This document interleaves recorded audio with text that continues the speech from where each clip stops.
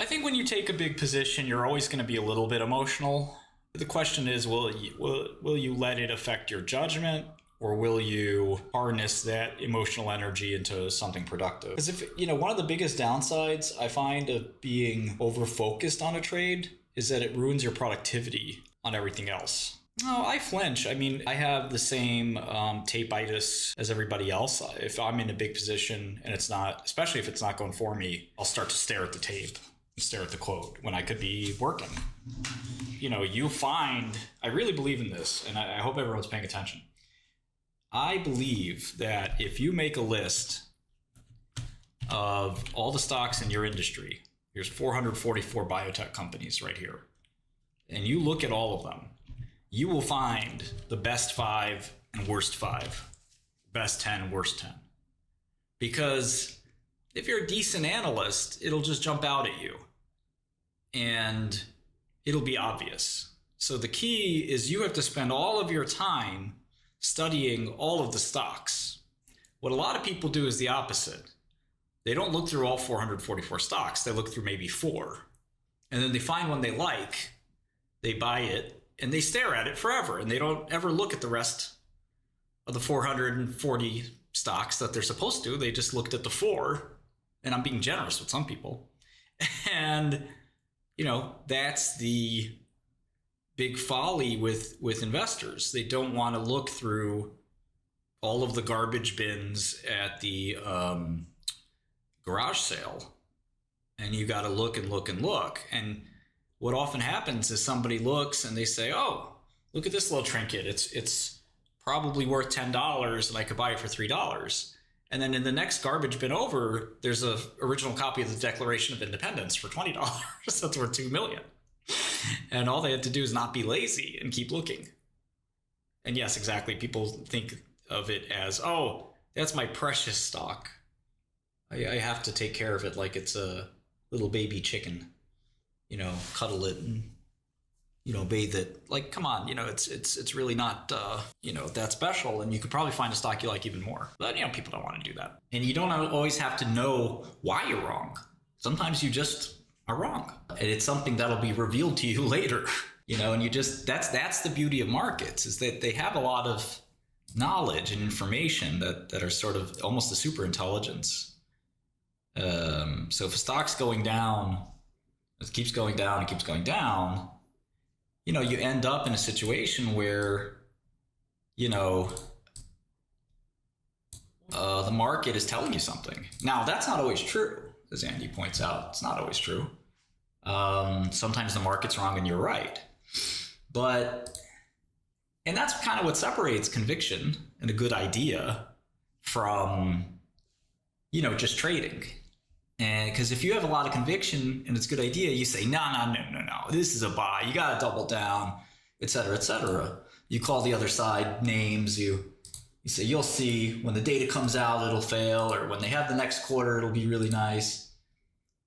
But if you don't have conviction, you're sort of like, man, I'm holding the bag here. I got to get out. And that's fine. We take shots, we miss.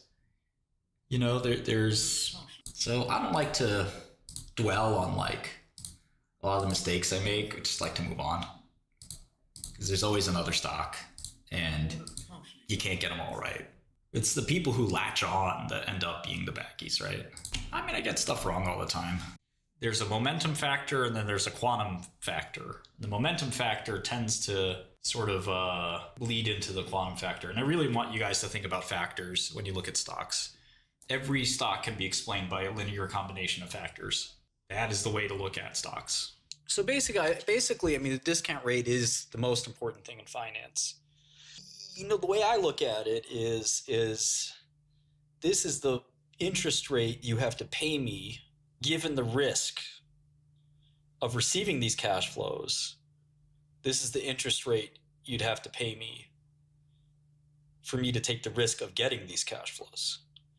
So for something that's guaranteed, like a U.S. Treasury bond, I would discount those cash flows by inflation because there's no technical risk of me getting the money. It's a promise by the U.S. government. They've kept those promises. They'll probably keep keeping them. If it's a corporate bond, it's a little higher. If it's a low risk equity, it's a little higher. If it's a medium risk equity, it's a little higher. If it's a high risk equity, it's a little higher. Now, you might ask yourself, what difference does it make, right? Because if you're either going to get the cash flow or you're not. Let's say it was some super risky company, okay? And you said, I know I'm getting this cash flow. I see something that nobody else sees. I know something nobody else knows. I'm definitely going to get the cash flow. The problem is the rest of the market doesn't know that. And the rest of the market wants compensation for taking what appears to be a risk. If the risk goes down, the price will go up because the perceived risk of the cash flows will drop. So you have to think about discount rates not just mechanically, but also philosophically. They're really important to understand in finance. It's basically the most important concept. WACC is not, a great discount rate. Because first of all, not every company is offering debt. You can obviously look at beta, but beta is really talking about risk, not necessarily. Yeah, there's making a science, but there's a mathematical background of discount rates, which is very important. There's a practical background, like if you're an insurance asset manager, you really aren't speculating that much. You're sort of, there's a little bit of speculation, but you're mostly doing a mathematical job. But you still have to understand what it is you're discounting and why. And then, finally, the inferred discount rate, the implicit discount rate is something I really like. So instead of trying to figure out how much cash flow will be made and how much you should discount it by, instead, just set a reasonable discount rate, set a reasonable forecast, or set and modulate the forecast until you get the current stock price, and then ask yourself if those estimates are going to happen or not. And that works way better than trying to put estimates in. To mark down a stock means to artificially create a lot of supply right at the close. Mark it down. No, discount rate's not equal to the company bond rate because your risk to cash flows and the risk to the bondholders are two different things. The big pharmas mostly have the same discount rate. They should at least. Part of it is management team too. Sorry, I meant theta. Did I say gamma? If it goes back up. How do you know it's going to go back up past the point that so let's say it's going from 90 to 50. In that process, how do you know when to cover? And let's say it goes from 50 to 60. You're just guessing. You might cover at 70.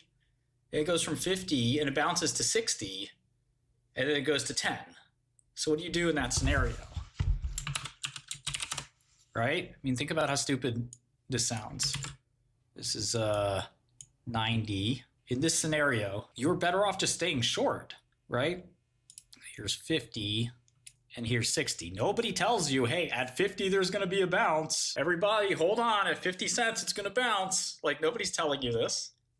And nobody tells you, oh, it's going to bounce to 60, but not 70, but not. The right trade here is short at 90, keep shorting at 70, keep shorting at 50, short more at 60, short more at 50, short more at 30, and just to have multiple positions. No, why would you get liquidated? This move should not liquidate you. This is a 20% move. If a 20% move liquidates you, that means you have this position is 500% of your portfolio. That is the only way you can get liquidated, is if this single position is 500% of your portfolio. Don't make a single position 500% of your portfolio. Yeah, so don't make a single position 100% of your portfolio. Or if you're sitting on a huge profit, so let's say it's 100% of your portfolio over here, it gets down to here, it's only 50% of your portfolio. So if it goes up 20%, you barely lost any money. If it goes all the way back up, yeah, you're going to lose all your profits. But you don't think it's going to go back all the way up. At least you don't think so. It might. But I don't think you can cover everything, and I don't think you can go long. I think you can cover a little bit. But, I didn't do a max position in Fartcoin because of these on X. I shouldn't completely ignore them. Farming in Netherlands, that one trades more. That traded 3 million shares today. You have to go over to Netherlands to trade it. What I would do is I would look at the Netherlands stock and convert it, and then usually a market maker will trade with you at the like euro equivalent. But yeah, I think it might also be smart to ignore the US stock and just do. Okay, so let's look at the annual revenue growth rate picture for Intuitive. You know, it's been a really solid company. 2 billion, 2.7 billion, 3.1, so 16%, then to 3.7, 19%, 4.5, 20%. They had one down year in 2020, where they're down 3%, but rebounded quite strongly there, 31% revenue growth to 5.7 billion. That was 2021. Then to 6.2 billion, only 9% revenue growth there. 2023, 14%, and 2024, 17%, jumping from 6.2 to 7.1 to 8.4. So average revenue growth rate over that period of 16%, really strong. Does that merit 20 times sales? Probably. It seems like it could all be priced in, but if they keep growing at something like that, you know, I think they'd. And the surgery market is enormous, right? So, you know, if they could keep growing at 15%, you'd be pretty happy to pay that kind of a multiple, because you'd end up with, you know, really big earnings number. But yeah, I agree, some of it's priced in for sure. Yeah, it's hard to get too much upside here, if any. They would have to start growing at 20% or something like that. It's a lot like Palantir in that sense, right? It's like, do you want to bet against the company that is doing this well,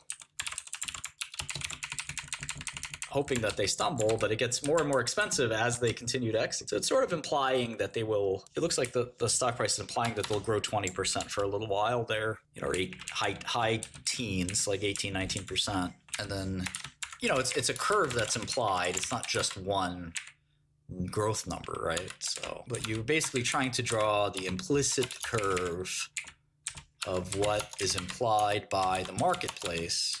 The stock market is sending you this kind of message. It's coded in math, but it's basically saying, okay, this is what I think is going to happen over the long run. And who knows, maybe margins can grow or something like that. But yeah, so the market sort of feels like it'll grow 20%, which it's growing 25 right now. Then 15, then 10, and then slow to maturity, which is, I mean, quite reasonable. That is probably what's going to happen. So I don't see why they're not going to go from 20 to 0. And if they go from 20 to 30, which they very well might, there'd be upside. So this looks like somewhat well balanced on upside downside. I would keep my liquidation price like 50% away, like that. Depends on how risky you're trying to be. 50, 100% away. I wouldn't do any less than, say, 25% away. I don't know what you do if you're an average person. I'm not sure you should be investing unless you have the time to dedicate to it. I don't know. I wouldn't invest. It's risky. Even DCA, I mean, what are you DCAing? I wouldn't invest or trade if I was the average Joe. It's a very, very scary financial world. Is kill or be killed. Very tricky. Every time you make a trade, you're at a disadvantage. Every time. I don't know that the horizon helps you either. What guarantees do we even have that the S&P will go up? None whatsoever. If you want to be bullish on America, I think, you know, you can be. But you're making an implicit bet. Just because the S&P has gone up for decades doesn't mean it'll keep going up for decades. There's no reason to believe that that has to be the case. You know, what intrinsically about the S&P 500 means it has to go up. I'm not saying China's it either. I'm not saying real estate's it either. I'm just saying you have to ask tough questions. America's worked really well because we've had generally hands-off regulation, generally low taxes, generally good contract law and things like that. A lot's changed. I mean, look at Elon with Tesla. You know, the guy couldn't even get his own bonus. He was contractually obligated to get. So it was very, you know, people like AOC want to make being a billionaire illegal. You know, we have unprecedented debt levels. We had social unrest for a while. Things look like they're going to be normalizing, which is good. But if you believe in the homeostasis, that, okay, things were getting bad such that people like Elon basically got involved in politics, said, we got to fix this before America just doesn't work anymore. And, you know, they were able to sort of get in there and try to fix it. But, people are still trying to stop that, 𝗠𝗏𝗪𝗏. So we don't know what's going to happen. There are many countries you can look up the history of the world that had great economic leads and then fell. 𝗠𝗏𝗪𝗏. People said the same thing about Japan. We were scared in the 80s of Japan. We were deathly afraid that it was all over for America, and Japan was the greatest economy. Japan is an afterthought now. Can you imagine what the British Empire thought? They thought they would never ever be challenged, or the Dutch Empire. The Dutch invented the corporation. Where are they now? Bad policy will do that to you. The policies that our politicians make are important. You're right, population decline is something very important as well. Population decline is very threatening. Well, after inflation, after taxes, after risk, I'm not sure you get that much out of the stock market. Now, the Dutch were the biggest economy in the world. Right now, their biggest company is ASM Lithography. Dutch had some of the most wealth in the world. They own Manhattan. Called the New Amsterdam. There's no Dutch Empire anymore. Yeah, 𝗏𝗏 thinks it's China's turn. 𝗠𝗏𝗪𝗏. We'll see. Yeah, no, culture and equality of life, those are important things, but raw economic power is something totally different. Yeah, I'm not saying I'm bearish on America, by the way. I'm saying you just have to be vigilant and understand that there is a bet in every bet that you make. And if you think that I'm DCAing, I'm different, you're not different. There's no, you're just making a bet on America, which, if you live here, you're making a bet on America anyway. So nothing wrong with that. Make a bet on America. That's fine. That's what Buffett says. And that's why Buffett says that, by the way. It's because he knows what it is. You can bet on countries. That's what Soros did for a living, right?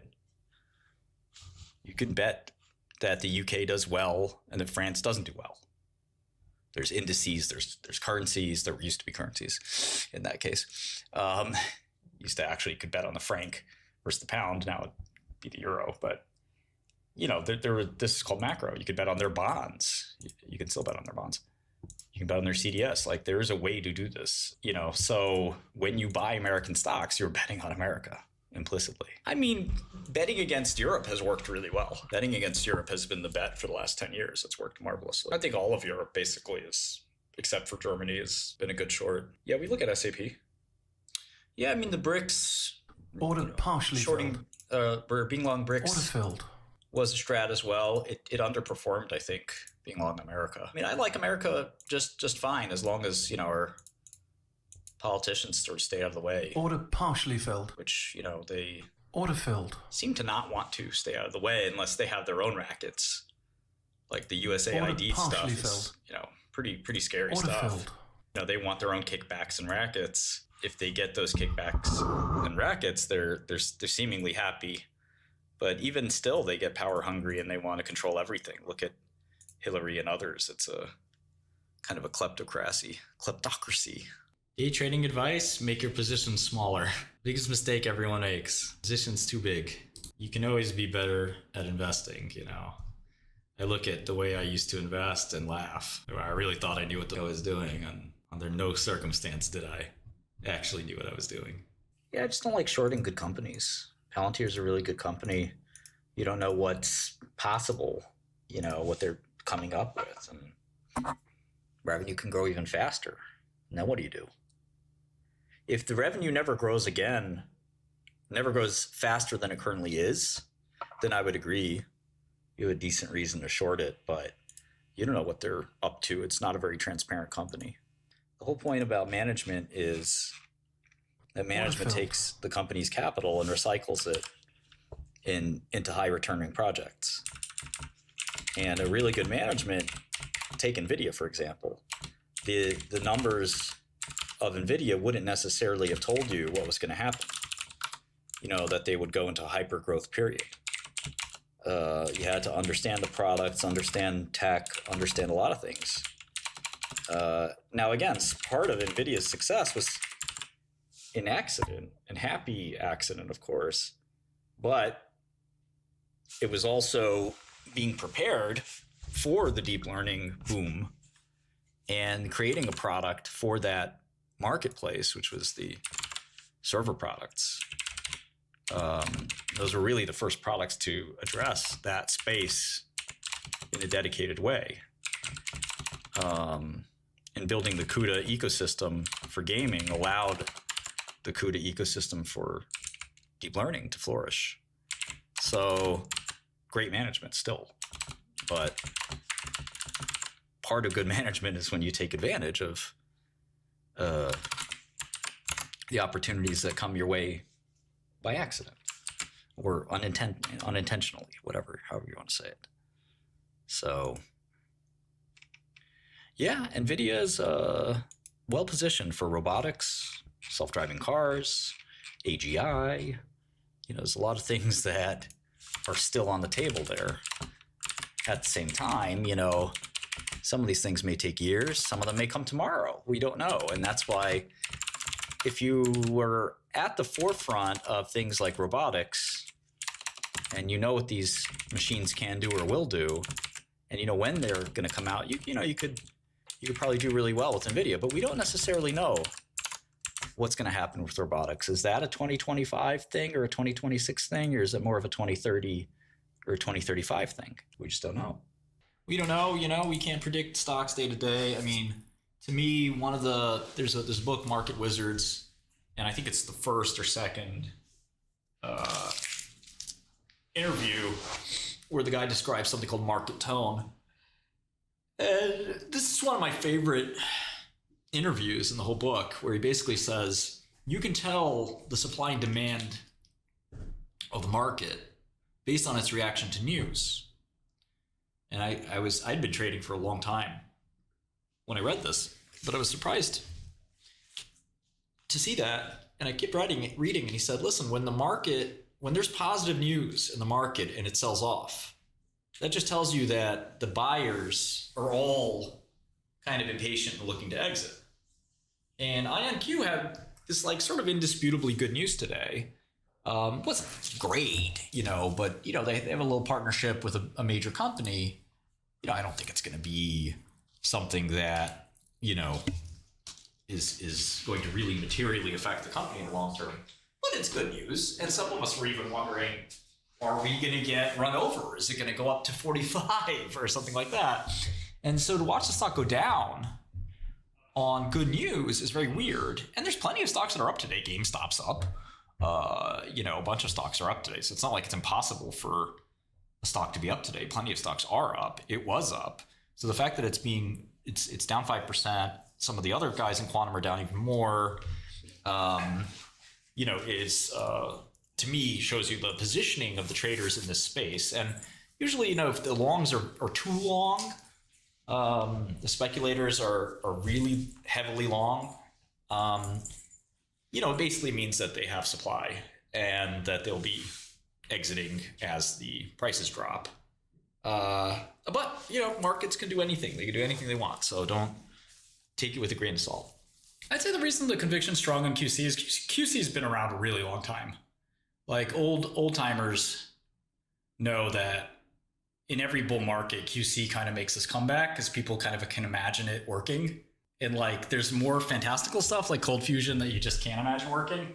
And in really big bull markets, people are willing to take the fantastical and contrive investment theses about them. For example, people will explain to me that Fartcoin is a mimetic equity value, and that attention in this attention economy, Fartcoin possesses a unique attentional equity, a value of attention that is ephemeral, but it cannot be explained in any traditional financial sense. Man, there's one thing that matters in this life: cash flow.